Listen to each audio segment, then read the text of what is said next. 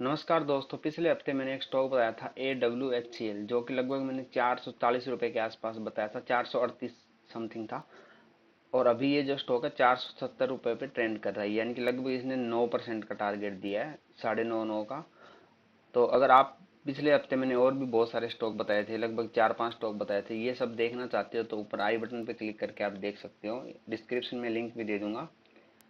तो अब हम बात करते हैं अगले हफ्ते के लिए, यानी कि अब जो सोमवार आएगा। अगले हफ्ते की बात करें तो अगले हफ्ते में वो स्टॉक जिनमें पॉसिबल है ब्रेकआउट होना, जिनके साथ वॉल्यूम के साथ ब्रेकआउट है, तो उनमें सबसे पहला स्टॉक है हिंदवेयर।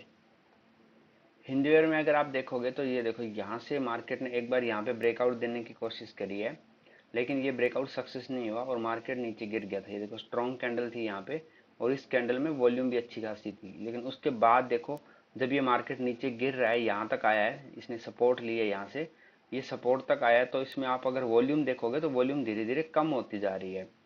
लेकिन जैसे ही मार्केट वापस ऊपर जाने लगा है तो उसके साथ साथ वॉल्यूम फिर बढ़ रही है और वापस मार्केट सेम उसी लेवल पे आ गया है, यानी कि मार्केट वॉल्यूम के साथ यहाँ पे आया। तो ये पॉसिबल ब्रेकआउट है कि यहाँ से एक ब्रेकआउट हो सकता है। और अगर ये ब्रेकआउट होता है तो हमें अच्छा खासा टारगेट देखने को मिलेगा। यहाँ पे अगर हम टारगेट की बात करेंगे तो टारगेट लगभग जो हमारा है यहाँ तक का आएगा, 518 तक का। 420 से 518 तक का टारगेट मिलेगा। और उससे पहले एक छोटा टारगेट भी है 490। 490 से पहले हमारा टारगेट आता है 455 रुपए का। तो हमें तीन टारगेट है। पहला हमारा 455, उसके बाद ये देखो 455 है, उसके बाद जो हमारा टारगेट है वो है 490, और उसके बाद का जो हमारा टारगेट है वो 520। तो यहाँ से अगर मार्केट ब्रेकआउट करता है तो एक हमें अच्छा ट्रेंड देखने को मिल सकता है, यहाँ से यहाँ, उसके बाद यहाँ और उसके बाद यहाँ पे। तो ये तीन टारगेट है इसके। आप ये स्टॉक अगले वीक में देख सकते हो ट्रेडिंग करने के लिए। उसके बाद जो हमारा अगला स्टॉक है वो है पीवीआर इनॉक्स। पीवीआर इनॉक्स में क्या है, सेम यही कंडीशन इसमें इसमें भी देखो, मार्केट ने इस लेवल को काफी बार ट्राई किया। देखो, एक बार आया, उसके बाद यहाँ पे देखो, यहाँ से एक बार सेलिंग आई है, उसके बाद फिर मार्केट इस लेवल के पास आया है, लेकिन यहाँ से मार्केट फिर रिजेक्ट होकर नीचे आया है। उसके बाद यहाँ से मार्केट ने सपोर्ट लिया है और फिर यहाँ पे देखो, इस लेवल को फिर एक बार टेस्ट किया मार्केट ने, फिर वापस नीचे आ गया। उसके बाद एक बार थोड़ा सा यहाँ पे प्रॉफिट बुकिंग टाइप आई है, उसके बाद फिर यहाँ से सपोर्ट, यानी कि यहाँ पे 3 बार सपोर्ट ले लिया। और अब मार्केट जो यहाँ पे भी तीसरी बार आके यहाँ ट्राई कर रहा है। और इसमें भी देखो, जब मार्केट यहाँ से नीचे आ रहा है तो वॉल्यूम इससे कम है, ये देखो पीछे की वॉल्यूम देखो। लेकिन जैसे ही मार्केट ने यहाँ से ऊपर जाना चालू किया तो इसके साथ वॉल्यूम आ रही है। ये देखो, यहाँ पे वॉल्यूम अच्छी थी, ये मार्केट यहाँ पे रुका रहा है तो वॉल्यूम नहीं थी यहाँ पे। और ये आज जो ये कैंडल बनी है लास्ट डे की, इसमें भी अच्छी खासी वॉल्यूम है। तो ये भी एक पॉसिबल ब्रेकआउट हो सकता है।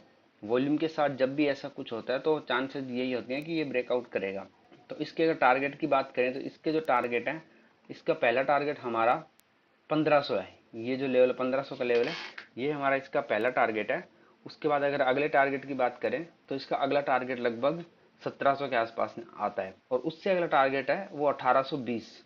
तो आप ये स्टॉक भी अगले वीक देख सकते हो, इसमें पॉसिबल है कि ये ब्रेकआउट हो सकता है। अगर इसके एसएल की बात करें तो ये लगभग 1370 रुपए के आसपास इसका एसएल बनता है।